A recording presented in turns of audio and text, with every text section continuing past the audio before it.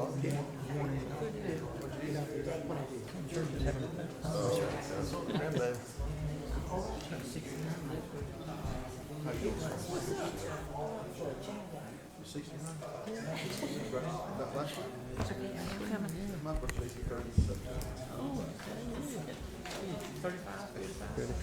always look so much younger than I do. I'm catching you.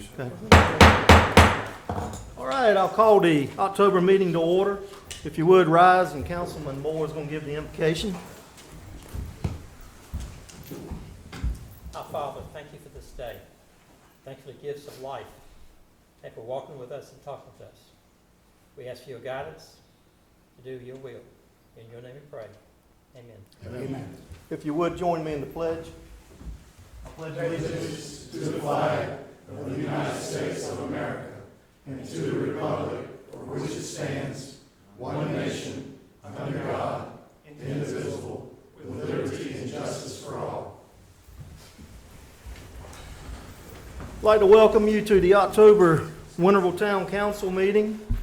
I am not the mayor. He is out tonight. Please keep him in your thoughts and prayers. He's a little under the weather. Do I have approval of the agenda? So move. So moved, and a second. All those in favor, let it be known by saying aye. Aye. Okay. We have the public hearing, so I'm going to ask Brian to come up and introduce the guys with the comprehensive land use plan. Thank you. Good evening, everyone. So we do have a public hearing for the comprehensive land use plan. So this has been almost a year-long endeavor we've gone through. So just to give you guys a little background, people in the audience, a background. The purpose of a comprehensive land use plan, as you would know, is to guide the future actions of the town. So it's the backbone of everything we're going to really do as far as my department goes, planning department, but it also extends further than that into infrastructure, into capital improvements, gives a vision for the town, and gives us long-range goals to actually look forward to achieving. Helps us to approve or deny development plans, gives us updates for our codes and ordinances. So I would like to, if anybody is here, I think I only see one that was on our steering committee, Mr. Doug Killian, and then obviously a couple of our council members, Councilman Moore and Councilwoman Robertson, were on our steering committee. But I do want to publicly thank our steering committee. That was a great, it was a great accomplishment, but it was something that they didn't have to do. They volunteered their time. We did 5 separate meetings. So I would like to thank them publicly. And at our 5th meeting, the steering committee did fully endorse the plan. I would like to recognize that the planning board unanimously recommended approval of the plan at the last planning board meeting. So with that said, I'd like to introduce you guys to Jake Petrowski. He's our project manager with Stewart. So he was our lead on this he was with us the whole time. He's going to give a brief presentation, then we'll open up for public comment, and then move on from there. Jake? Hey, how y'all doing tonight? So, hopefully y'all have kind of followed this along the way. This has been a year-long process. We started in October of last year, essentially. We had 5 different phases. There was a lot of meetings up front. We talked to stakeholders. We did a lot of analysis. We had a lot of public engagement. Really beginning in the spring, series of meetings over a week here, and kind of we developed a plan and had another public meeting and that sort of thing. But public involvement was really critical. During February, we had a walking tour. We had a public open house and another workshop, and had a coffee talk at the depot. We've had a community survey that had over 330 responses. And then we had another public meeting in July to kind of talk about the draft plan and really get some feedback and make some changes based on what we heard.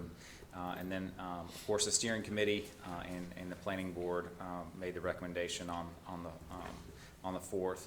Some of the things we heard from folks was the recognition that they really wanted to encourage non-residential development and encourage more diversity in land uses from a tax-based perspective, but also just more shopping options and dining options. And growth management was a theme, realizing that the town is bordered by Greenville in the north, town of Ayden in the south.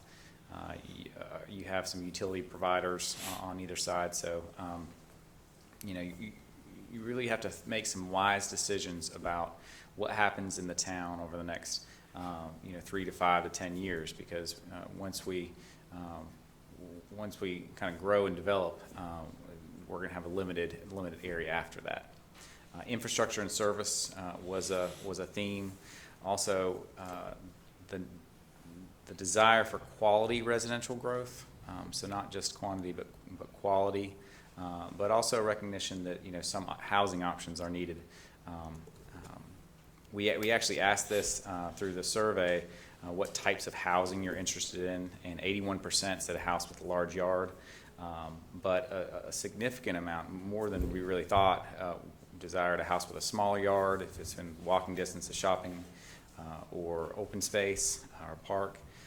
And then 51% said they were looking for a low-maintenance patio home or townhome. So the land use recommendations really reflect this. By and large, we're recommending most of the jurisdiction of the town, the ETJ, and the study area really be devoted to single-family home subdivisions. But we are making some recommendations as to where these different housing types could go and should go, how they should be designed in order to make sure they contribute to the town and that sort of thing. So just a couple highlights from the plan.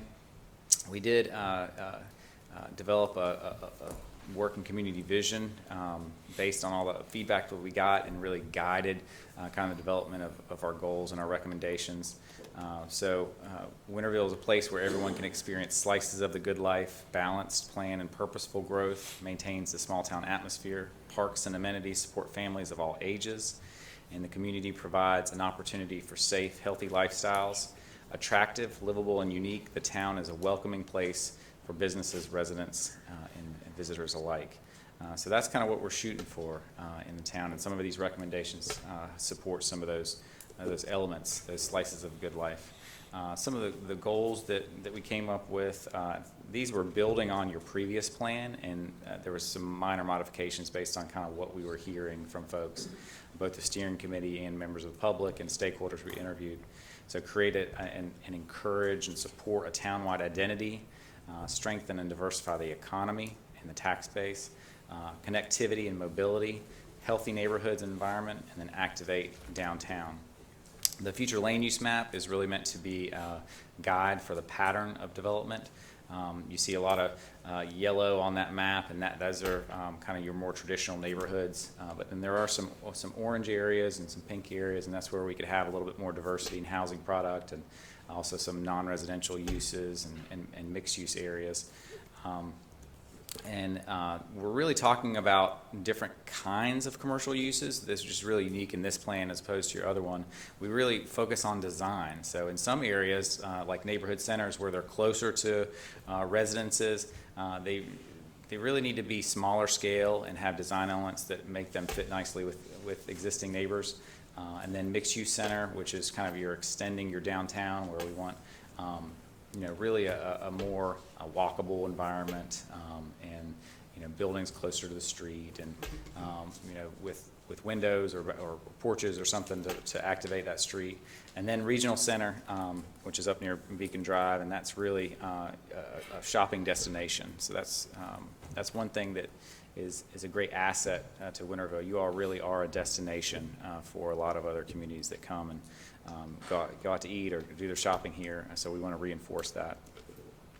There's some guidance in this plan about each of these kind of character areas, and these are going to be hopefully useful during rezonings, so you can see if a development proposal that is before you is in line with these character areas. So we talk about the general quick character of the area, the uses, what the buildings and parking and streets should look like, and some other components like density and open space amounts and block lengths and some pictures to kind of show you what those are. One of the hot topics of discussion on the steering committee was just, what is the form of future residential development? And what should we really be recommending in terms of density and what is appropriate? And one of the things that we are pushing is in recognizing that if we do go to smaller lots, then there needs to be something that is kind of like a trade-off. So if we allow for smaller lots in terms of rezoning, then we need to get something in terms of open space or amenities and allowing that flexibility and especially in like the medium density and low density areas is something that we're pushing, and this right here is something that just kind of shows the same amount of lots but with open space on the left and then with not a lot of open space on the right. And one thing about quality residential development is if you just design more dense subdivisions the same way you design normal subdivisions, then they're not going to hold as much value. They're not going to be as high quality in the long run. So that's something that we're recommending here. And this is another example of one of those character areas. One thing that we did add based on kind of feedback from the planning board and just some of the discussion that was made is a call out and talking about the conditional zoning process. You all have a process in town where if a new zoning district is established or rezoning is granted with conditions, there's an opportunity to have conditions that are mutually agreed upon by the town and the legislative body, and then also the developer. And this process really is an opportunity for you all to encourage a certain type of development that fits the character of existing development, and then also the planning board can weigh in on that. And you've seen some of this come before you. You've had some conditions voluntarily be placed on a rezoning package, materials or and that sort of thing. But the goal really is to kind of think about how to make new development fit with existing development, how to make it contribute to kind of the town and fit the character of the town. So some of the things that are typically done is that the materials, but there's other things that you can do through the conditional zoning process. This image at the top is a duplex subdivision in Greenville behind Aldi. And this is something that we would like to see it better designed if it came to Winterville. We would like to see more street trees, sidewalks on both sides, some on-street parking, some kind of open space or amenities, because this particular development, even though there is some material upgrades, it really doesn't fit the character of Winterville. A lot of what we heard about when we were talking to people is what is the quintessential character of Winterville, and a lot of people said it's actually the older neighborhoods around A.G. Cox Middle. So if you go and walk a couple blocks to the southeast here, that is the type of character that we're trying to have 20 years from now, even in new subdivisions that get built. Some of the things that are characteristic of that area are there are large trees lining the street. There are a network of sidewalks. The scale of development is of a certain scale, and you just kind of get a feeling like it's small town Winterville. You could bike and you can walk places, and you can get to the recreation park. And a lot of people said that during their kind of formative years, that's what they remember. They remember biking to the ball field, and that's the kind of place that we want to encourage. So there's some things that we can do as part of the conditional zoning process, as part of updating your development regulations to kind of get closer to that ideal. Another thing that we spent a good amount of time on is looking at the downtown of Winterville and kind of all the way from Railroad Street over to NC-11, and looking at the opportunity that you all have right on the doorstep of your downtown. And it's very rare that a town has vacant land on 3 or 4 corners within a quarter mile of their downtown. So you all have a small downtown, and you know, there is some good things going on here. But if we want to kind of expand that energy and really think about what that gateway area into your downtown looks like, we have some recommendations here. This is not meant to be a development plan. This is not meant to be like something that needs to get built exactly the way that we show it. But we're trying to paint a picture that if you do see development come before you, we want them to achieve some of the things that are included in this concept. So, and this just kind of shows a little bit about what's in there. We break it down into 3 areas: kind of downtown proper, and then kind of West Main, and then your gateway area over by the NC-11. And this shows kind of where some new buildings could go, where you can do some preserve some existing buildings, and the new central green space that is already functioning as kind of a town square, but we can make some improvements there and kind of reinforce some of the good things going on downtown. Also is a good opportunity for kind of small scale attached and detached residential as infill, and that could be one of those places where you have some different housing types. The plan hits a lot of other kind of topic areas. I don't have time to go through them all, but on the economic development side, we really talk a lot about your identity, how we can improve kind of the image of Winterville, whether it's through gateway signage and also through kind of catering to a broader spectrum of demographics and potential residents. You know, you all are doing really well attracting families. You are also a certified retirement community, so that is a huge opportunity as well.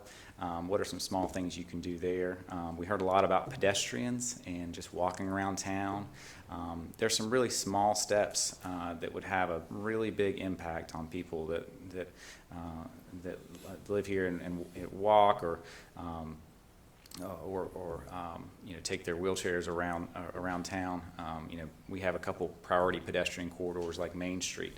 You know, understanding what it would take to, you know, connect some missing links of sidewalk on Main would really go a long way. Public services, we've talked a lot with fire and EMS and police, and they have some decisions to make coming up in terms of space and capacity, and we've given some kind of some build-out projections based on east of the tracks and west of the tracks, to hopefully that will help with the process and understanding how to kind of maintain and improve service across the town. I mentioned downtown. We have some specific recommendations downtown, and it's not all. You know, we're not necessarily in this plan just saying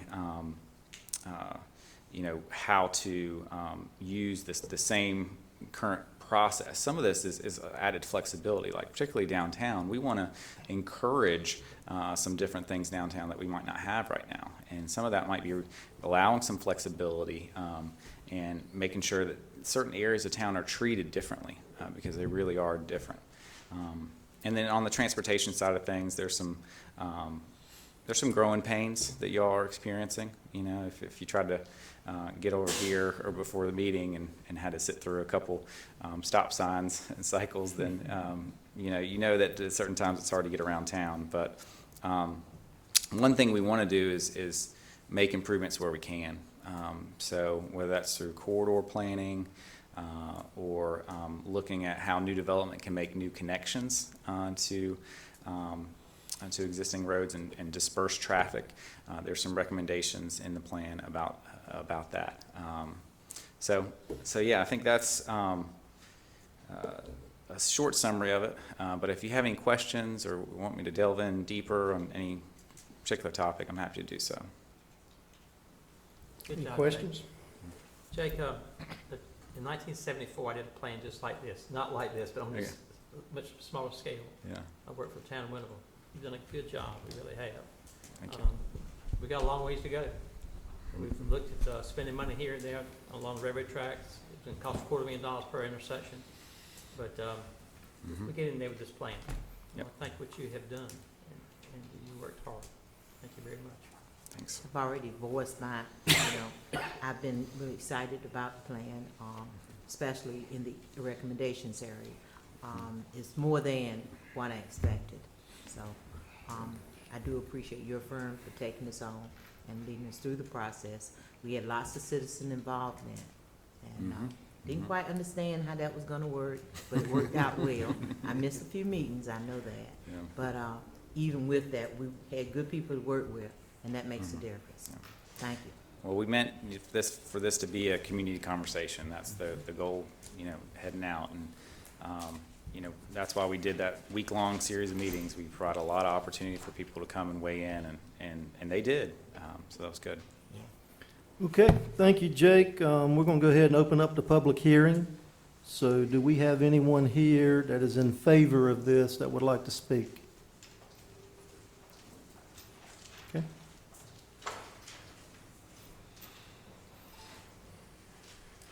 Good evening. My name is Doug Killian, and I serve on the Planning Zoning Board. I would ask that this council accept this document and give it your full support. However, that being said, I want to bring two things to your attention. The document that we're asking for approval of is very different from what we have in our zoning and ordinance now. So I would ask that this board direct or be realizing that we need to update our zoning ordinance to catch up to the new document you're accepting. Also, in the meantime, the planning and zoning will need some guidance from this council as to what is the guiding document that we should go by. I would hope that it would be the new comprehensive land plan rather than the old zoning ordinance, because they're not in sync. And I think we need to make you aware of that. So we're hoping that you'll give the planning and zoning guidance as to which document to follow, the comprehensive land plan or the zoning and ordinance, because there is conflict there. Okay, Thank you, sir. thank you.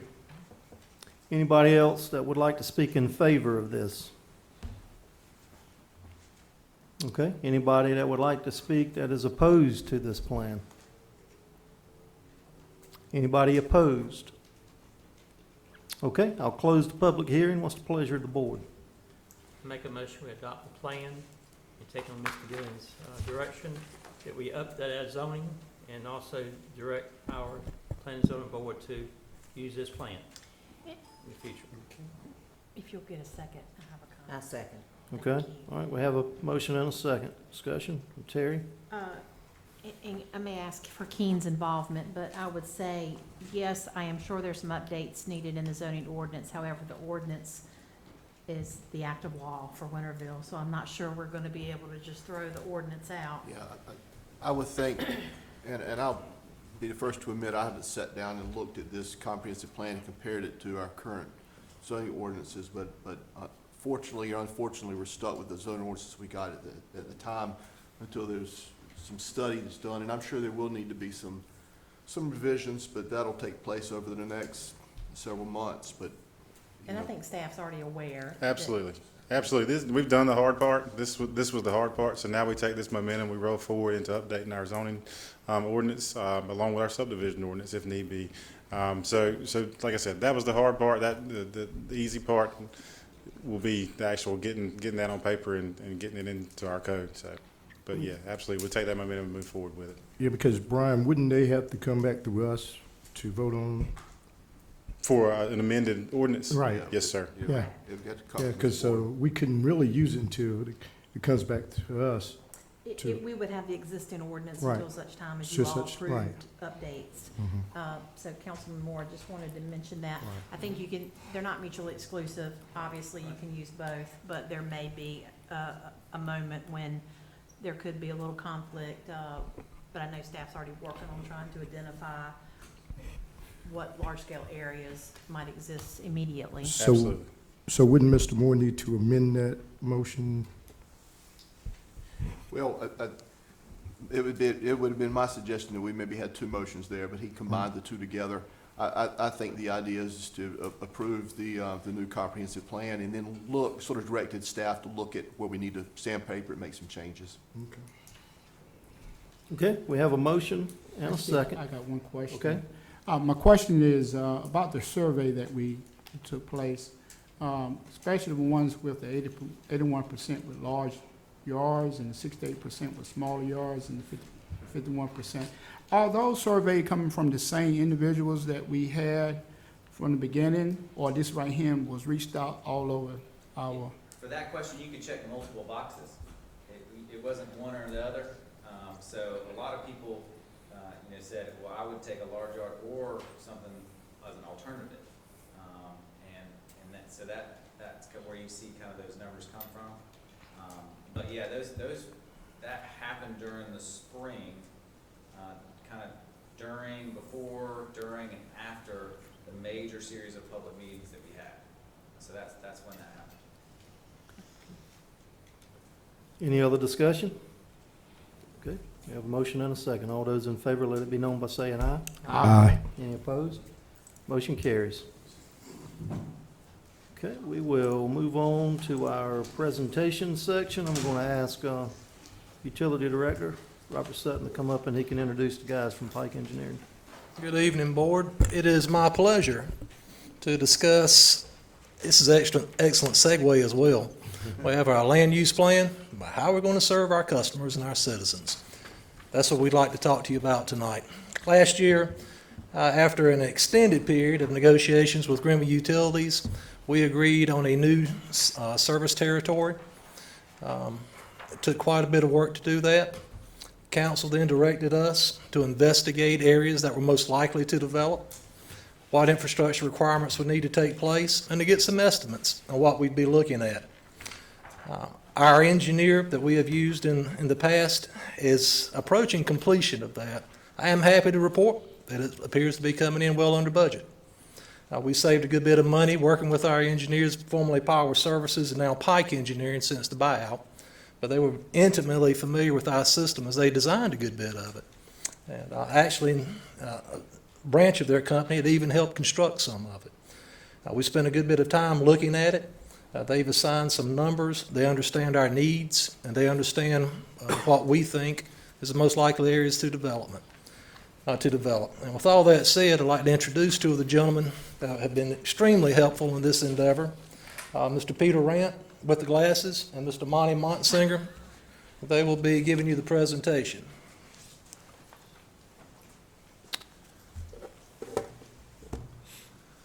Good evening. Thank you very much for the opportunity to be here and the continuing opportunity to support the town and its goals to support the citizens here in Winterville and all the businesses and folks that utilize everything here.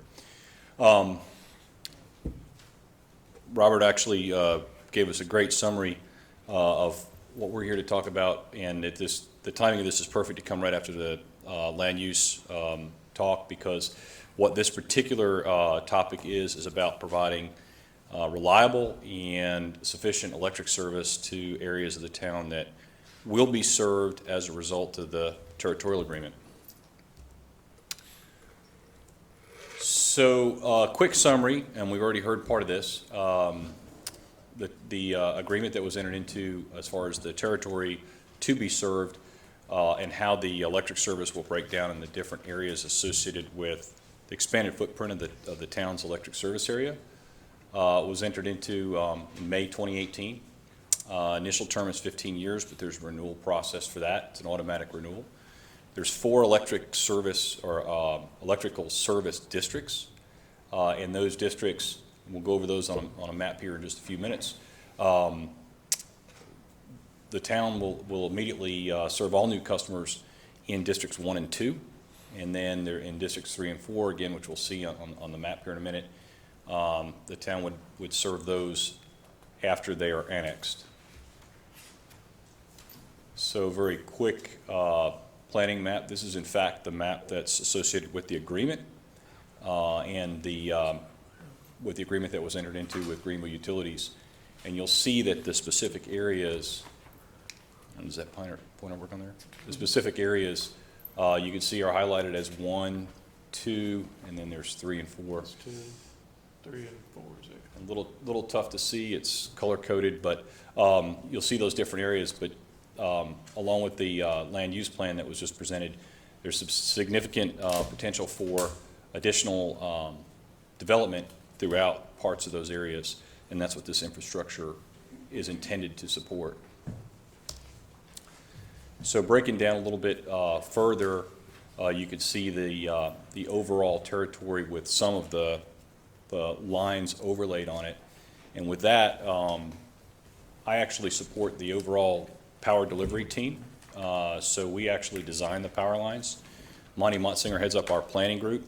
And I'm going to turn this over to Monty, and he'll describe the process that he went through to model this system and look at how much capacity would be required and what the power lines needed to be as far as where they needed to be and what size they needed to be. And then we'll talk a little bit about cost. Okay, just to kind of go over a little bit more detail for this map, this is the existing electrical system overlaid on the parcel map, and then we divided the District 1 into 3 separate kind of areas just for geography, and then allocated those square footages to get a kind of land use and projections for load. Existing system 2018 peak load, we measured at about 13,000 kW, and as far as customers per acre, it's about 2.03. Using those as a base for the districts, we split those up based on square footage, and then District 1A, 6.9 kW or 6.9 megawatts.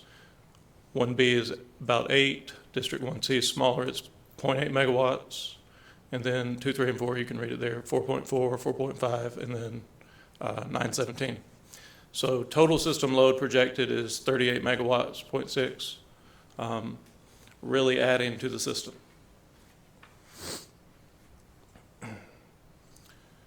Right now, the town is served by one delivery point, 115 kV. It has a transformer that's 30 MVA base rating, down to 34.5 kV, which is the town's transmission system. And then there's an alternate that Greenville Utilities can feed. Not 100% sure what the capacity availability is there. So that might need to be talked about if you need to add another transformer or anything in the delivery point, or look at alternate sources, but there's nothing in this plan that changes that. The 34.5 then steps down 2 separate substations, Old Tar, which has 15 megawatts capacity base, and then South Church Street has another 15. So they serve the whole town. I have maps later too. My goal here for the infrastructure improvements was we ran everything through a electric system model.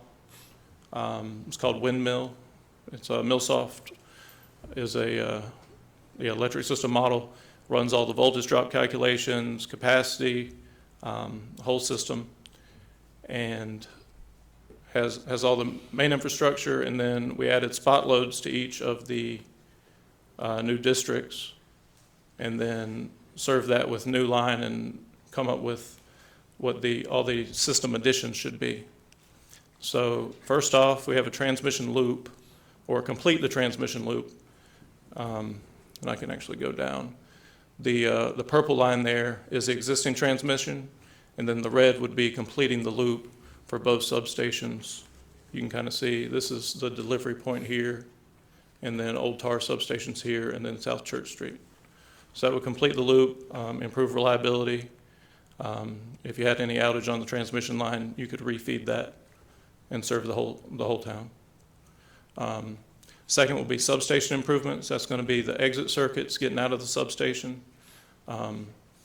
Maybe some new structures, but mostly just exit circuits getting out, and then adding 4 new circuits of distribution to feed the main infrastructure. Total cost for infrastructure is $2.1 million. And then this is a kind of a map of the additional lines. You can't see all the codes, but that's all the in detail new miles of line, pretty much following existing roads. Some may be moved depending on roads that are in the new developments. But that is the main infrastructure layout. Peter, do you want to talk about subdivisions? All right, so y'all have a hard copy of this, and I apologize, a little tough to read. My eyes are getting older. I'm struggling with a little bit. So, but really, essentially, what this cost breakdown is, and then this is sort of, you saw the land use plan, but this is a very broad brush look at the numbers based on what it would cost on a per customer basis to serve homes that would be built out at a high density, or what we're calling high density for this area overall, at 2.5 customers per acre. And this would be underground subdivision costs. There's two costs presented here, and really what you should focus on is at the bottom, the large bar at the bottom of each side. You see it's about $6,000 per customer if that's done using outside resources, and about $2,400 per customer if that's done using resources within, basically mostly town resources. And obviously some blend of those resources to do this work would result in a cost that would be bounded approximately by those numbers. What that speaks to is, if you were looking at building out the infrastructure as typical subdivisions develop, this is what the cost would break down. And it really just gives you something as a reference tool to look at as far as building out the areas of these new areas. But this is a per customer cost that does not include the main infrastructure cost that we just covered, the 2.1 million. And really, this is some background information so that as development goes forward, you can understand that there is a portion of that cost that would be spent to develop into those areas, pretty much in conjunction with the developers' build out of infrastructure. So there is an electric infrastructure cost on a pretty much a per customer or per acre basis, if you can think of it that way.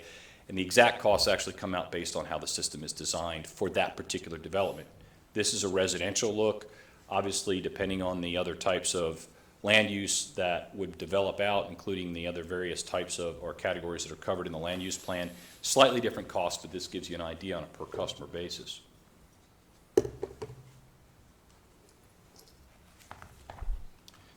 So in summary, we talked about the fact that the territorial agreement resulted in these 4 expansion areas. In order to provide service to the customers in those and the future customers in those areas, there is an electric infrastructure that needs to be built. Right now, currently, that total main infrastructure cost to be prepared to serve those development areas and new customers is $2.1 million. This was developed through a process in which we actually looked at the existing electrical load on the system and then modeled that using a computer system model to see what exactly that would take to serve it. We went through some numbers that were spelled out in loads, were in kilowatts. Those are translated to amps, but in general, what that means is this is how much electrical capacity you need in the lines to serve those customers and in the transformers to serve those customers. There are a number of distribution system improvements that are proposed, which include a breakout of different lines. Those are presented on several maps. And the potential here is to triple the system capacity. And if all of those customers were to come, you would utilize that system capacity, but you'd also get the revenue as well as the remaining additional benefits of that development to the town.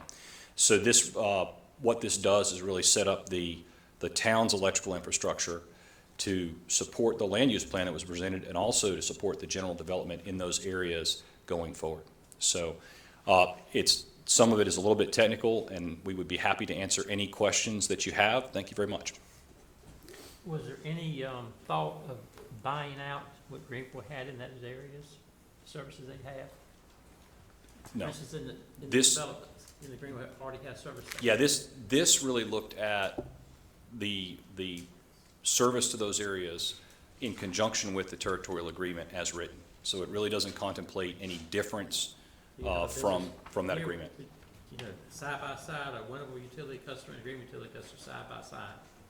Yeah, remember that the plan, or the agreement indicates how those customers will be served. And again, I wasn't a part of the negotiations for that agreement, but that agreement sort of spells out who serves the customers, and this plan didn't really look at that. And Greenville has expressed no desire to give up any of their existing customers, and the new territorial agreement spells that out as pretty specific. And the law is pretty specific about, Now, we had new lines going down 903. So we don't have to build those again, but then that helps, with future thinking. And I'll tell you one thing that's pretty important is when you look at that one sheet where you saw the $42 million, that is over the life of the entire expansion of the system. And odds are, a lot of us won't be here by the time that comes to fruition. That's many, many years down the road. I'm talking about myself here as well, so that's a long time down the road. And the other important thing I think to look at is you see the cost savings by doing these underground subdivisions in-house. It is tremendous. It's a $25 million savings by having competent staff that can install this work. 2/3 cheaper. Is it more the cost to run it underground than to do above the ground? Cause OH stand for overhead, is that correct? Yes, the cost to serve underground is significantly higher than overhead, but it really kind of depends, and I say that there are some factors associated with underground service that are benefits, and then there's factors that are, the fact is the components are more expensive. When you do have to maintain them, there's a higher cost associated with maintaining them. Generally speaking, overhead and underground, about the lowest differential you see is at least 2 to 3 times the cost, and the highest differential is about 10 times the cost, depending on what's put in. So it really is a significant additional cost for underground. However, based on the various types of development, what you see in our plan here, or what you see in what we've modeled, is really a hybrid system where those facilities closest to the customer are underground, but the backbone infrastructure is overhead, and there's a lot of reasons for that, but one of the large reasons is it's that blend is generally the total cost is lower for the system. The speed of restoration is generally faster, and the ability to operate the system is generally significantly improved, so you have higher reliability. So that's why the system is designed that way. Any other questions? Thank you, gentlemen. Appreciate your time and presentation. Mayor Pro Tem, I would ask that the board accept the findings and direct staff to enter contract negotiations with Pike Engineering for the second phase of the project, which is the design and administration and bidding of what work needs to be done. Obviously, we'll negotiate that, and our desire is to complete as much of that in-house as possible, not on subdivisions, but on construction of the new lines as well. Okay, it's a pleasure to board. I move that we accept staff's recommendation as to this electric territory expansion. I second And all those conditions you just said, Robert. Okay, we have a motion and a second to accept this and to move forward with the planning. All those in favor, let it be known by saying aye. Aye. Aye. Any opposed? Okay, Thank you. thank you. Before we move on to the public comment speakers, I'm going to read our public comment policy, and then we'll move on to those speakers. The public comment period of 30 minutes provides an opportunity for residents to comment on any item included in the agenda or to address the town council on any other matter related to the town of Winterville. For an item included in the public hearing section of the agenda, residents should address the council at the time the mayor invites public comment on the item. No public comment may be made to the council during the meeting except during the public comment period or as part of a public hearing. Individual speakers are limited to a maximum of 3 minutes, and no more than 3 speakers may address the council on a single matter. The town council may elect to take no action on the matter addressed by a speaker, may schedule the matter for further consideration at a future council meeting, or may refer the matter to town staff for disposition. Copies of the town public comment policy are available in the rear of the assembly room. I think all 3 of our public speakers are here tonight to request reconsideration of the brunch bill. Okay, it's got one added too for that, okay. No, not brunch, different. Okay, gotcha. So I'll get, ask David Munez to step up. Did I pronounce that correctly, David? No, but I've heard it worse. You've heard worse? Yeah, I've heard What- it worse. Tell me So what it it's is. It's Munoz. Munoz. Yeah. Thank you. So some of you guys know me, some of you don't. I'm the owner of Main and Mill, and I guess my main reason for this is to provide our townspeople with the same stuff that Greenville provides for them. I owned a restaurant downtown Greenville, and when the brunch law changed, I saw a very significant benefit in people being able to order alcohol at 11 instead of 12. But I guess, like me and John and Debbie, we want to keep improving the downtown area. And I think I'm a big part of it. I think John's a big part of it. I think, we play a big role in that. Because in the first thing we talked about, the comprehensive land use, they talked about walkable restaurants in the area and just stuff like that. And it just gives the town another thing so we don't have to spend money on Greenville when we can spend it at home. And just for some background, right now, you can purchase at 12 noon. Is that correct, King?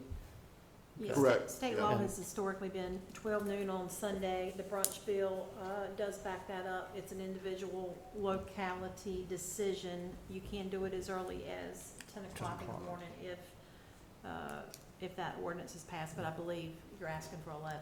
Yes. If some of you have come to our place, we're pretty busy on Fridays and Saturdays, so we're a small business, so I don't ever see an opportunity for us to. I can't get those guys in any earlier than I get them in on Sundays, honestly. Okay. Anything else, David? No. I appreciate your time. Yes, sir. Thank you. Our next speaker is Miss Avery with the Winterville Chamber.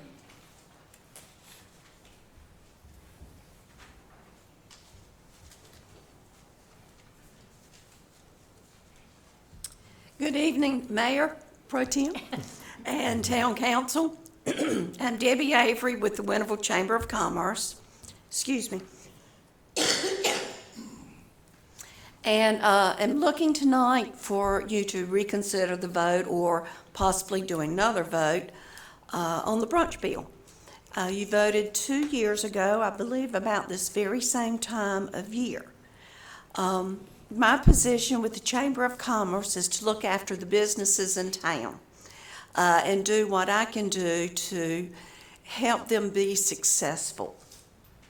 I'm not here to discuss religion with you. Some churches believe in drinking alcohol, some churches don't. Everybody has their own personal opinions there. Not going to discuss times for service. If there's a time that God's listening and a time that He's not listening. Some churches have service at 7:30 in the morning or 9:30 and different times of day. All I'm looking for is my Winterville businesses being on an equal footing with other towns in the community, mainly Greenville. There's another chamber member, Famiglia, that serves brunch at the same time that Main and Mill does. Famiglia is on the Greenville side of Fire Tower Road, so they can serve Bloody Marys and mimosas at 11 o'clock. David happens to be here on our side of Fire Tower Road, and he cannot. And it's his business that we're talking about now, but we also look at future businesses. Like right now, if we're on Winterville Parkway and we're going to turn down Fire Tower, if you needed a bottle of wine, if you go to CVS on the left, you can buy it in the morning on Sunday. If you go to Walgreens on the right, you can't. Same way with Food Line.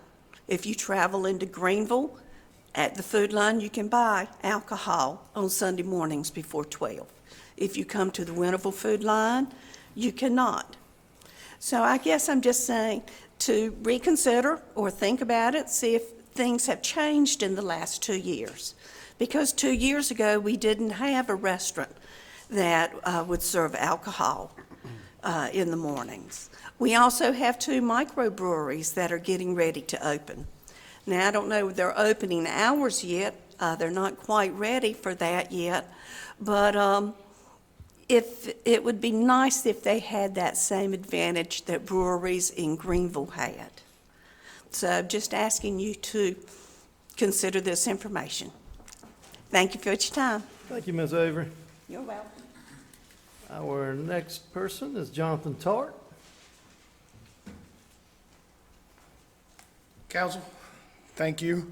There's nothing like batting cleanup after everything's already been said. It really is tough. Interesting presentation on development. I'm actually a Winterville address, but a Greenville citizen. Unfortunately, I pay Greenville taxes, but I am here representing my business at 210 Main Street. I'm one of the owners of Naughty Dog Brewing Company. I had the pleasure of serving on one of Greenville's similar development use plan committees. Quite an enjoyable experience. This topic was talked about before this law actually passed. It was 2 years ago that it passed. And I understand, 2 years ago, as Miss Debbie said, we didn't have Main and Mill, we didn't have Naughty Dog, we didn't have Local Oak. You didn't have the focus on downtown infrastructure growth that you do now with this plan. And I'm really asking for David primarily.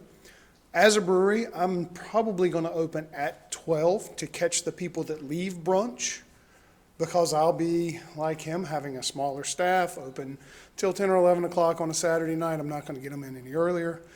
And plus, I got to get back from church in time to open the thing up. I do think that if you'll look at what happened on Dickinson, you can see the growth that Dickinson is experiencing. And quite honestly, I think downtown Winterville can be better. That's why I chose to come here. That's why I'm here tonight, because I want to help facilitate the growth to make us, not only the fastest growing community, but also the best walkable, livable community. So I'm asking you guys to please reconsider that vote. Thank you, Jonathan. When's your target date for opening?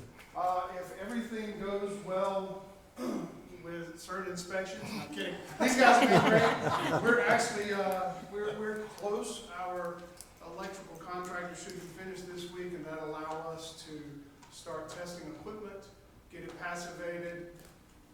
Once we get COE and the equipment's good to go, it'll be another 6 to 8 weeks, because we want to have product in the tanks. It So- can't happen soon enough. Some of those guys are motivated by cold beer. Boys, the first one's on me. Thank you. One quick question, King, and I think we maybe hit on this last time. We don't really have an ordinance, and I'm assuming we would need an ordinance Right. to be Yeah. able to move forward. I think this has been brought up for public comment. For the staff will look at it and bring it back to you, but I would recommend that we get an ordinance, a proposed ordinance in place for y'all to consider before adoption. I also tell you, I think what you probably will remember from when we talked about this 2 years ago, there's no requirement for a public hearing. There's no requirement for public notice. You can do so. It's completely within your authority if you want to have a public hearing before you consider adoption, but there's no state requirement that you do that. And there's no separation from having a drink at the restaurant and buying it at Speedway. I'm not aware of any type of distance limitations. Okay. No, sir. Well, my suggestion would be that we come up with that ordinance and put it on the agenda for next month Got it. to vote on. Well, I'm gonna just add my 2 cents, since I've been traveling a lot here lately and having a chance to be in communities like he was talking about in the comprehensive land use plan, walkable communities, biking communities, and this past Sunday morning I was in Tampa and just so happened to go to a restaurant that was in a walkable community that we walked to have brunch, and they were serving mimosa, and there was a church right down the street, and we watched the people come from there to there. I mean, I was like, well, that's interesting. But, I mean, that's the future. Walkable communities, biking communities. Like I said, I've been traveling around, and I really didn't realize how much people bike anymore. I mean, I remember biking as a kid, but I see it now. People are really biking everywhere. So I'm totally in agreement, and staff to look into, if we put it towards a motion, that they look into doing an ordinance, bringing it back before us. And if you need for me to put that in a motion, I will. You don't need that in a I motion, do you? don't, I mean, Okay.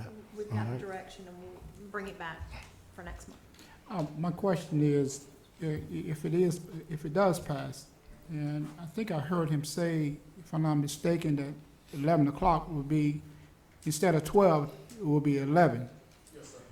Okay, and then I think you said something about the ordinance itself, that they already have in place, that you can go back as far as what, 10?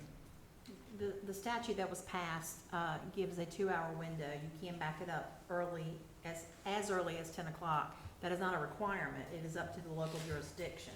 Okay, So I believe the request would be, and ask for your consideration, to be 11. that's the request. Yes, sir. Okay, let's move on to our other public speakers. We have Gary Camaro, and he wants to speak to us on some sinkholes and some issues, I think, in his backyard. Good evening. So I live on Railroad Street. I've spoken to a few council members about the issue. There's a drain pipe that runs from Railroad Street to Church Street. It borders my property and several other homeowners here. Over the course of years, if you all know, Railroad Street used to flood quite a bit. I think that is the main cause for the sinkholes.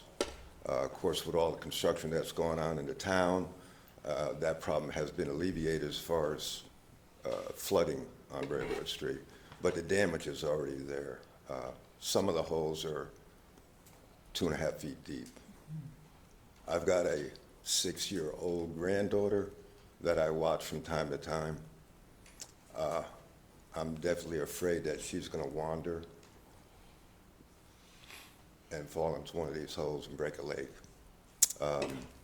There's other people that use that property for going back and forth to the store, cutting back through the properties, whatever the business are. So it's a unseen danger for a lot of local people that use that property. I've got a deed that's got the, where it was part of the property line. This goes back to the 40s. I know that there's not, would you like to see this? I Anybody? believe we have a copy. Okay. 2 copies. I have it. You want to pass mine? All right. But anyways, in looking into this for the past 2.5 years, I understand that there's no documentation as to what the infrastructure was done back at that time. There's no documentation. And I was kind of talked to that it might fall on the homeowner's responsibility, where I don't see how that could fall on the homeowners because the infrastructure was there. I'd like to see something resolved about this issue.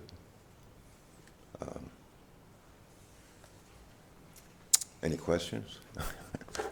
We brought this up last month, and we can do further study. Staff's looking Yeah. into it, and we'll be, we have identified the fact that we know that there are some infrastructure in question.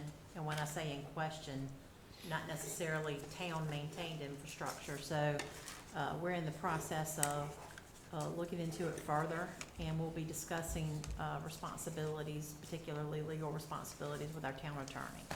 And then we'll have somebody reach out at whatever point in time that council can get back together and talk about how they want to handle it. Okay. All right, thank you. Thanks for coming. Thank you, Mr. Camaro. We also have Keith Knox. Mr. Knox, if you'd come up.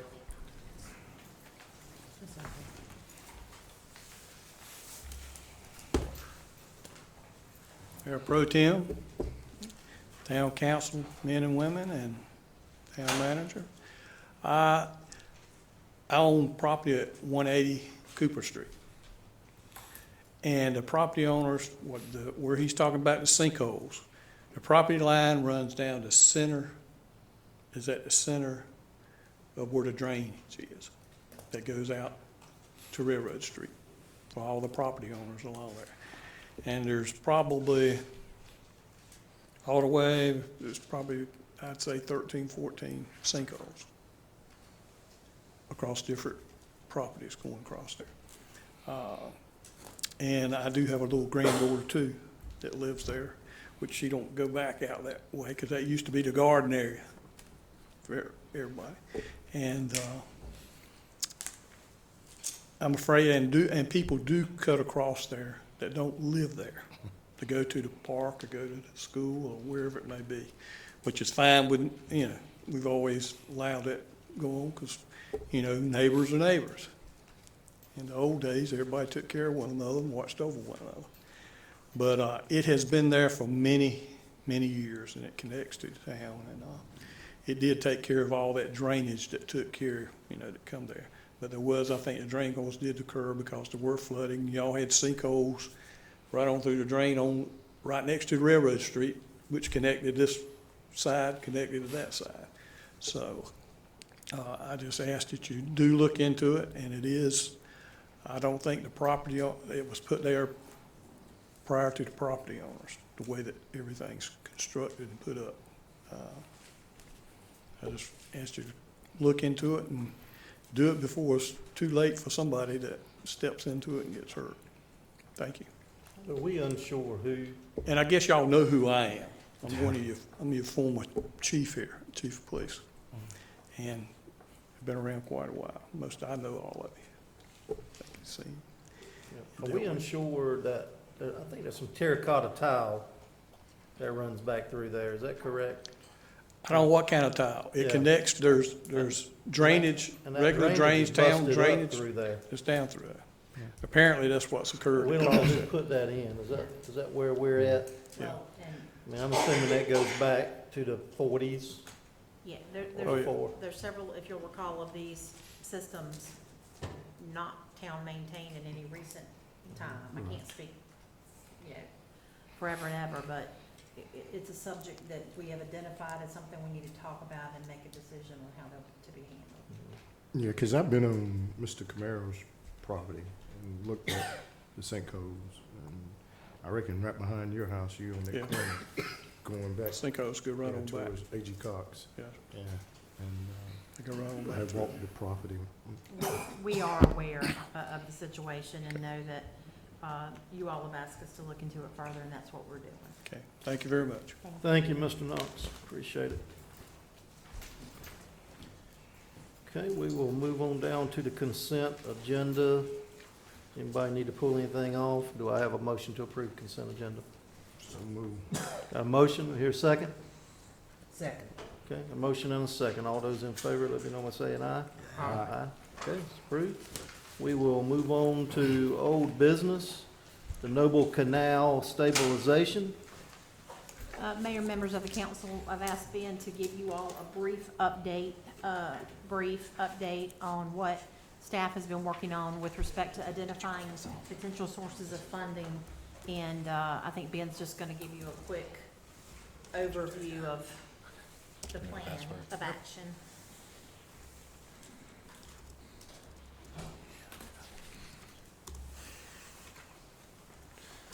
Good evening, Mayor Pro Tem and Council. Here to just give a brief update on the Noble Canal bank stabilization item on the agenda. Here, let me have Don, if you could. One king, y'all pass it down, just like at school. Take one and pass it down. On the screen, and what you have before you eventually, is a diagram created during the Noble Canal drainage basin study performed a couple of years ago by a consultant that we received some grant monies and put some local town money towards to conduct this study. This identified some potential areas that could benefit from bank stabilization, i.e. riprap stone along both banks to prevent or slow down some erosion along there during some high velocity events. When we get a lot of rain, this area drains about 300 acres in town. So the areas in red are those that are identified as potential spots that would benefit from the installation of riprap. Just to get your bearings, this is Mill Street. Water is flowing under Mill and heading downstream towards Chapman Street. This is the Chapman Street pump station. If you recall, we have a project underway, and this is the next item on the agenda, is the replacement of that culvert that goes under Chapman Street. This is an open canal ditch, blue line stream. The estimated construction cost provided by the consultant is approximately $150,000. The estimated professional services, surveying, engineering, permitting, and any necessary easement mapping is approximately $20,000 for an estimated total project cost of approximately $170,000. On the back side of that paper that was just provided to you are three potential funding sources that may be potentially targeted for some cost sharing of that effort. The first item is the Water Resources Project Development Grant, which was the source that we utilized to do the Noble Canal Basin study. It is also the source of money we are utilizing to pay for a portion of the Greenway, Fort Swamp Greenway Trail effort. This is also the source that we targeted for Railroad Street drainage improvements, the replacement of that old infrastructure, but we were declined or denied that funding request due to its gray nature, just replacement of infrastructure rather than it was a quality. It was not a quality project, it was a quantity project. They do fund some stream restoration activities. It may include, they may consider bank stabilization an eligible activity. The second item there is Flood Mitigation Assistance Program coming out of FEMA. The funding availability on that varies. The application deadline, as you see there, is the period is open. It is through, it just opened September 30th through January 31st, 2020. The third option is the Resilient Communities Program through the National Fish and Wildlife Foundation. That is a one-to-one match, and we are eligible. The funding cycle is closed currently. The next available funding will be, if monies are appropriated to that fund, will be spring of 2020. I'd be glad to answer any questions. Thank you, Ben. Yes, sir. Appreciate it. I'm not sure that was brief, but I know it was brief. I know it was brief for you. Thank you. Now you want a motion to award the contract, right? That's another item. That's another item, not This was this just an update. Yes, sir. We're gonna move on to new business. Well, I got a question on that. Yes, sir. So these are only potential applications that we're going to apply for, so that we can hopefully can win the funds that might be allotted when they're being dispersed. But it's no guarantee. Is that correct? So that means that everything on this project is still, there's no movement on it at all. Is that correct? We're doing exactly what council directed us to do, and that was to investigate funding options. Okay, and this is. And that means nothing can happen until you all have approved. The project's not been approved and it has not been funded. So I'm asking, this is the own revenue that we have taken to check and see if we can find funds other than what we have here? These are the options that staff has identified are the best opportunities for the town to be funded. No guarantee, but they have been identified as the best opportunities for this project to be funded. How much money have we allotted for that Fork Swamp Greenway for this budget cycle? Did anybody tell me that? I know it's, I'm asking for something that I gotta pull out of the air. I can't remember exactly. The total cost originally was $135,000, $35,000 of which was grant money. Okay. So we've got grant money to match. Correct. We put up 35, that's right, and council appropriated additional funding to not only do the feasibility analysis of the project, but actually generate design plans that could then be utilized for permitting and bidding of the project.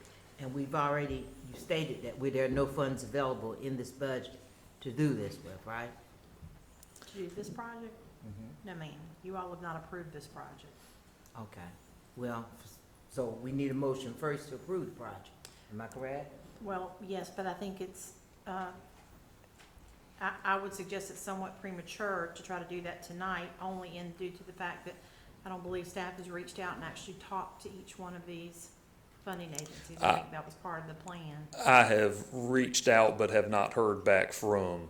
We have some ongoing conversations with Water Resources Development Group due to the fact that we're already working with them on the Fork Swamp Greenway program. My problem is that we've already spent more money than this studying this project. You know, it seems like we've spent lots and lots of money. I know at one point we spent, what, $100,000 on the study? I don't know that it's For quite, the Nobel. it's more than 50. I don't know that it's. And I know that it also included the whole Nobel system. I say system because it runs through town, and looking at not only that section of it, but all the other sections of it that cause flooding or, you know, I think it's related to the railroad street. That's correct. The whole That's basin. the one that identified the $6 million in 5 projects. Yes, ma'am. I'm just looking at that and looking at how much we've already spent, and I'm thinking that 170 doesn't sound so bad to get a project done, since we spent so much already, expended so much time and energy, not counting your time and the staff's time over there, Terry's time, everybody's time that's been involved in doing it. I would like to see us move forward on this project. I think the reason that I would say it's somewhat premature is because I would suggest that we don't have $170,000 to spend outright on this project. That's why we're hoping that one of the funding agencies can assist with some of that funding. And with the Greenway project, I asked about it because I keep getting a lot of, you know, we get a lot of discussion on it, and it seems like the people in the area don't want that project, you know? And so I'm trying to figure out, well, this area here, we know we've got a problem with erosion in that area. This area here is saying that they don't want that project. We're working on trying to get an indoor facility for recreation. We got so many things going that I feel like are needed for our community. And so this is one project here that has been on the books for a long time, and I'd like to see, you know, the end of the book on this to bring it to an end. If I could also say, this is only one piece of a much bigger project. So I understand that we've been talking about this one piece for a long time, but that whole Noble Canal drainage basin, there's some large dollars that would have to be expended to fix truly some of the sources of the main problem.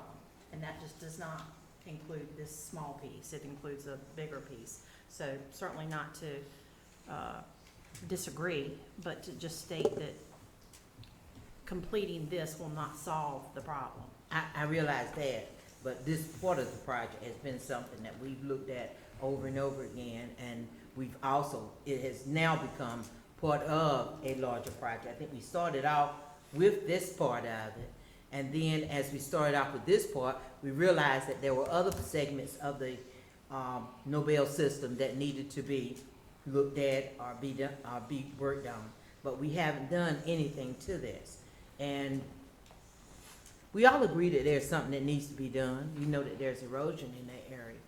And I'd just like to see something done with it.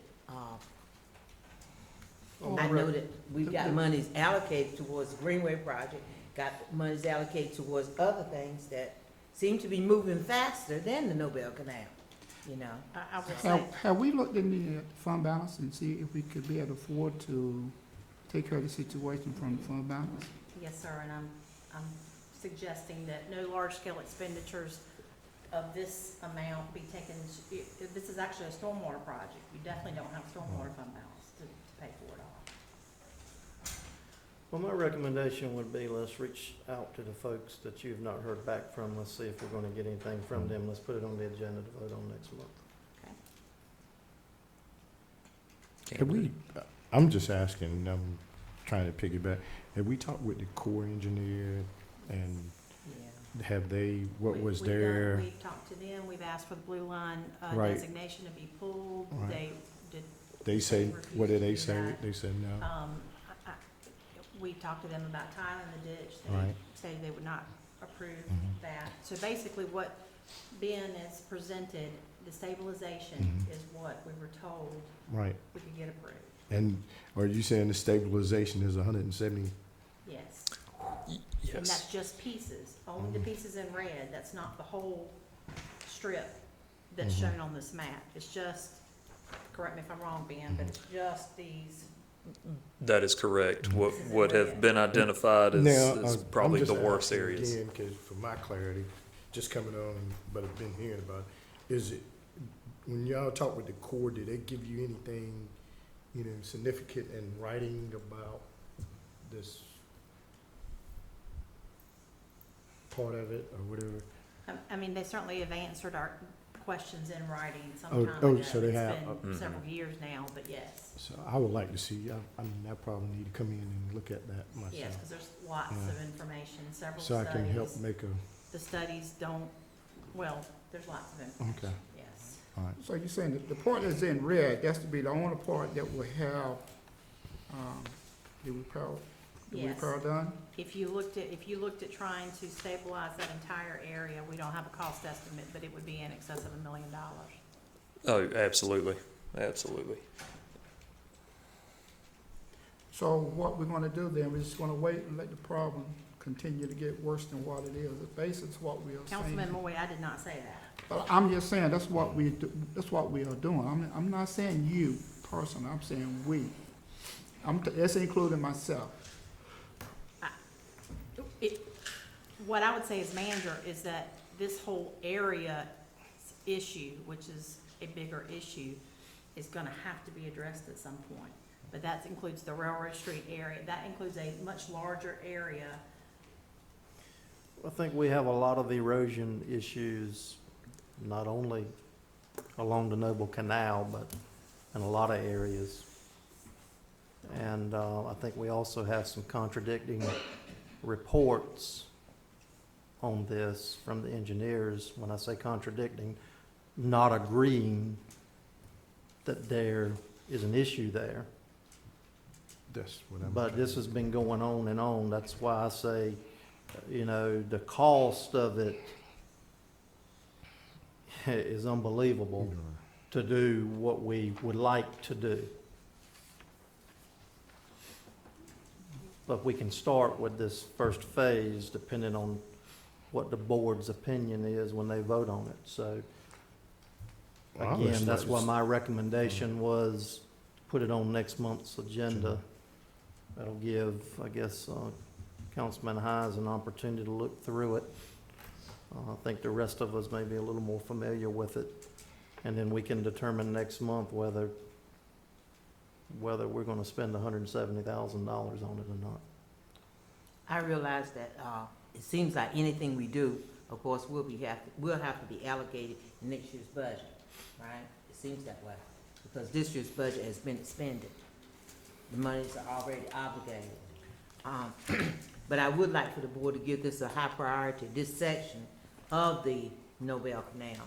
It's been something that has been on the agenda ever since I've been on the board, which is 12 years now. And I think that we need to move on. Like I said, and I know everybody get criticized for saying it, but it's true. The areas that we had that were in our jurisdiction that we could do, we did. But these people have been on the radar, and this area's been looked at for a lot longer than that area. And I know that there were restrictions that kept us from doing it. I know all those things that I've been told over and over about it. But I do think that there should be some attention given to this.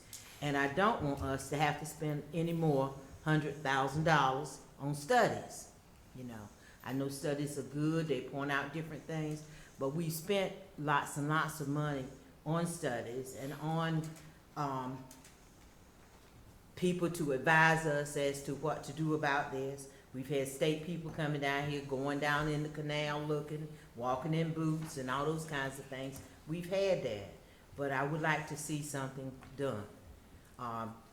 Apparently, like I said, it'll probably be our next budget year, which will, January, February, we'll start looking at that. But I would like to see something done.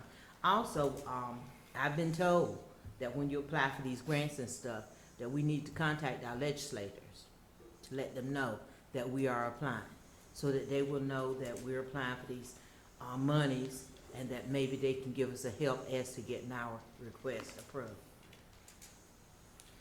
But, And my last say is I sure would love to have something done about it. I think I have been saying this for the longest, and I still say it today.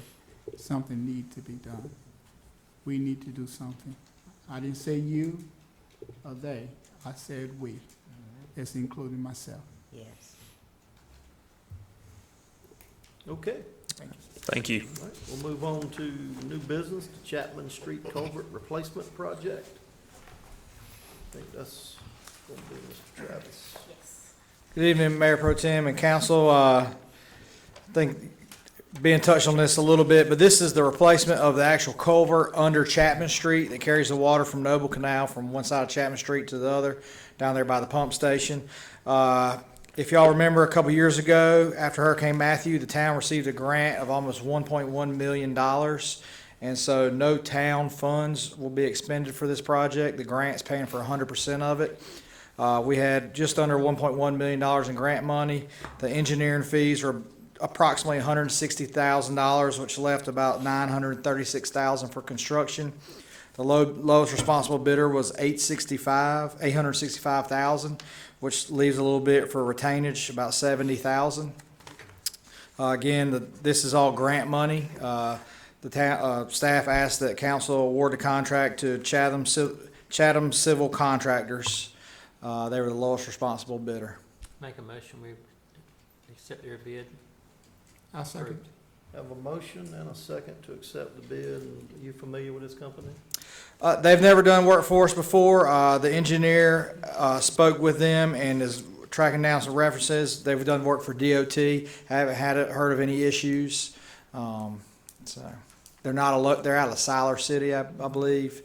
I think with the slowdown in the DOT work, there's a lot of people who do primarily DOT work that we're looking for some work, and we got honestly a good price. I feel comfortable with the price, though. I don't think it's too low, but it's definitely a good price, I feel like, for the town. It's under budget. I mean, how many times do I get up here and say that? Not much. It's not built yet, though. But I was going to say right now. But we got a little bit of contingency left, and it's about $70,000 in contingency in the grant monies. So and I feel like we've done a good job, the engineer and staff, in reviewing the plans. I feel like we've got a good set of contract documents. Okay. Thank you, Travis. Got a motion and a second. All those in favor, let it be known by saying aye. Aye. Any opposed? Okay. motion Thank you. passed. Thank you. We will move on to the Gardner Street parking.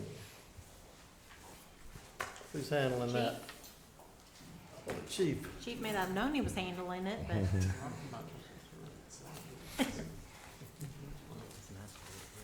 Good evening, Mayor Pro Tem, Council. We were tasked with going out and taking a close look at Gardner Street.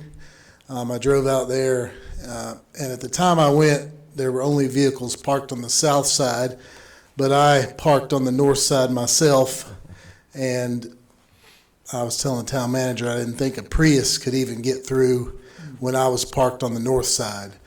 So before you is a proposed ordinance to prohibit parking on the north side of Gardner Street. Pleasure of the board. Make a motion to accept the ordinance. I second. Got a motion and a second. All those in favor, let it be Should we known by let, saying aye. since you live on the street, Ms. Robertson? Well, anyway, my neighbor came to me with that suggestion because at one point it had happened to her. When she was trying to get home, there was a car on one side, a car on the other side, and she couldn't get through. And you know, we also, with one of the streets that lead to the nursing home, and I know our fire chief can tell you that we give the emergency people a lot of business on that side, uptown and down that street. Shaking his head, yes. Yeah, he knows that, yeah. Can't see him, but. They're over there every week or maybe twice a week. Also, we do have, because of the lack of planning, it's an old neighborhood, we do have a house on that street that does not have a parking. You know, they don't have parking beside the house. And the other piece of land beside them does not belong to them. So the only parking that they have is on street. So I do appreciate the board's support in this effort. Okay, we have that motion second. All those in favor, let it be known by saying aye. Aye. Opposed? Okay, Thank you. motion carries. Thank you. Other agenda items? Have any other agenda items? Okay, items for future agendas or work sessions? Man, write this day down. I will say that there are a couple of things like drainage. There are a couple of things that we have for future agendas. We just don't have any slated meetings. Okay. All right, we'll move on to department heads. Who do you want to start with, Terry? Well, I just would ask, Keep it brief. come up and if you have anything to say, come up. Evan. That's all right. If you don't, stay seated. If you come up, be brief. Brief. That means short-winded. I heard Councilman Hines say my name. I think that was an invitation. Good evening, everybody. Just two quick things. Both of them are announcements on your agenda. One, we do have the Trick or Treat the Trail on Halloween night. And we also, and I know I sent an email as well, but I wanted to reiterate it, we will do a ribbon cutting dedication for Hillcrest Playground and the Winterville Recreation Park Playgrounds on October 31st as well. I noticed that this Letters to Santa post office container was donated by Crawford family, right? Yes, ma'am, last year it was. I hadn't noticed it before. Yeah, when did they, that was about halfway or towards the end of last year's Letters to Santa. It's like, it's nice, right? It is very Yeah. nice. It was neat because they saw our box that we normally use and took it upon themselves to go and procure that thing, and I think everybody's really enjoyed it. The kids have been real excited, I think. My granddaughter's gotten too old for it, so I probably didn't see it last year. But I saw it and I thought it was very, very nice. My daughter will be, and son eventually, will be writing letters themselves, I'm sure. Thank you. Thank you, Evan. Before anyone else comes up, in terms of the actual reports on projects you have here, we've covered most everything this evening that's listed there, so. Just Well, let's just move right on along. helping then. you all out. All right, we'll move on down to any reports from town council. No, sir, I have no specific report, just a reminder, as we've all seen on our agenda, we do have a closed session to discuss potential acquisition of real property. I've been told that's be short too. Yes, well, Ben's talking. Thanks, but- King. Thank you. I'm begging for a speaker for Veterans Day. If you have any suggestions, let me know. The paper asked me last week. I said I don't have one yet. This is our 19th year doing it, so looking for suggestions. Thank you, Time Councilman getting Moore. short. This chief wants to meet. I'll get you somebody, Councilman Moore. He will. Praises. I'll find Praises to you. Councilwoman Robertson. I just wanted to thank Brian for his work with the comprehensive land use plan. Sometimes we forget to say thank you to the people on our staff, but we do thank you for those evenings that you were away from your family for those meetings and stuff. So we do appreciate that. You and Stephen too. Thank you for your work, too. Councilman Hines. Look at that. I paid attention. I paid attention. I'm so shocked, I have nothing to say. Man. Councilman Moy. He's always complaining about being the last, so That is correct. I try to remember little things. I think we mentioned on our last meeting about those markers that DOT placed out there on Tar Road. Yes, sir. And on people's property. You know, since they have, I think the earliest they're gonna widen this road, what, 2024, something like that? Could we have a letter written to DOT to ask them, would it be all right for the residents to take those, or if they would come by and pick them up themselves? Because it does look bad in their yard, especially, they're not planning on doing anything at this time. Sounds good. And can I Yes, ma'am. wear pink tonight in honor of those who are fighting and those who have fought the breast cancer, and remind everybody, males, go get your test, and females, go get your test. I have on mine. Thank you for that. I just had a cousin diagnosed last week, 42. Oh, my goodness. Thank you for doing that. Okay. For those of you who hung in there and stayed with us, thank you for coming out tonight. I make a motion, we go in closed session. We have a motion I second. to go into closed session. All those in favor, let me know by saying aye. Aye. Aye.